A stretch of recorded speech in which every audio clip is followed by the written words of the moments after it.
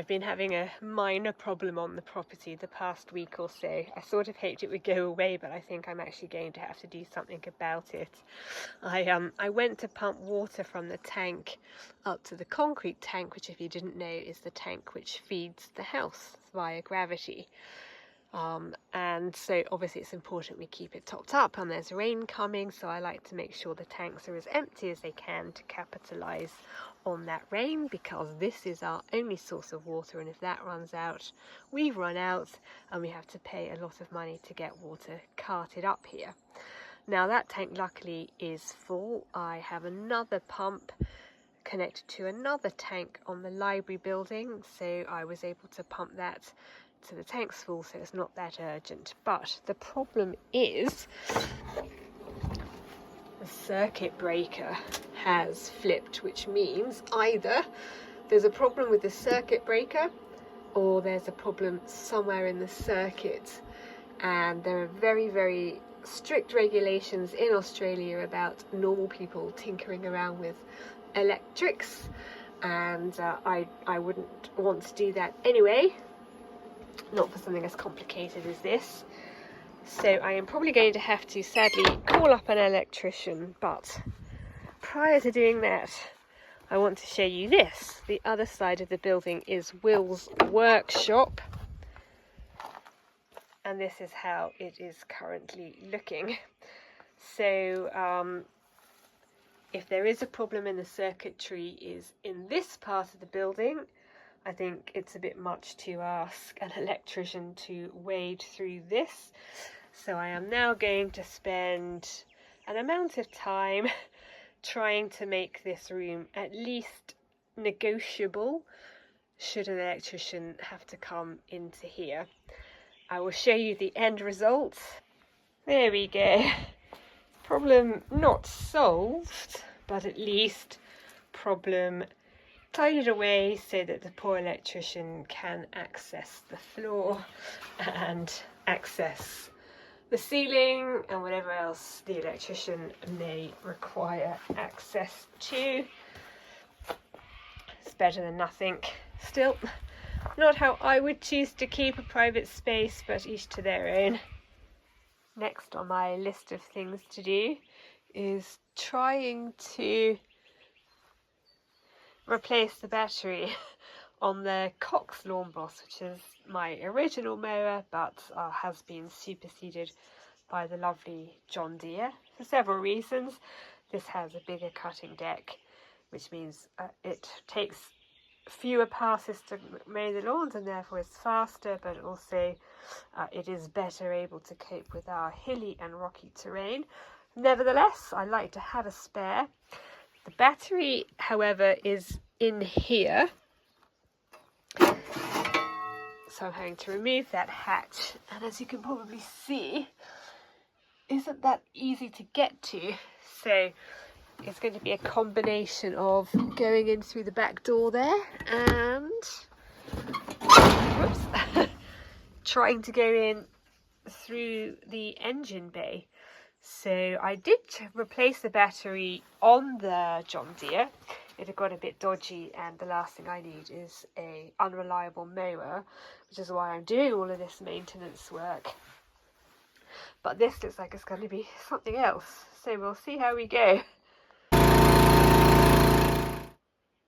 The last thing I'm going to do today involves one of Will's Christmas presents to me, which is this cordless angle grinder, a proud Aldi brand, so we'll see how long it lasts. Anyway, that's by the by. It's still a very cool present, and he also got for me a selection of cutting discs. I haven't had a chance to use it yet, mostly because it's been so hot and windy, and what I want to use it for is cutting through metal, and I was very conscious of the fact the sparks which fly from the metal I'll be cutting through could set the grass on fire, so I've been waiting for a cooler day, which it is today. I think I'll also take the precaution of having a pail of water with me just in case. I can quickly douse any fire which may start. It doesn't sort of help that because of the heat, a lot of the grass is starting to die off. That's perfectly normal in heat. It doesn't really bother me. It does grow up again, and my grass is quite resilient in the sense that I do try to take care of it from a fertilizing point of view. Nevertheless, you can't water a lawn. I think that's silly, unless you're trying to protect your house from going on fire. Nevertheless, I digress.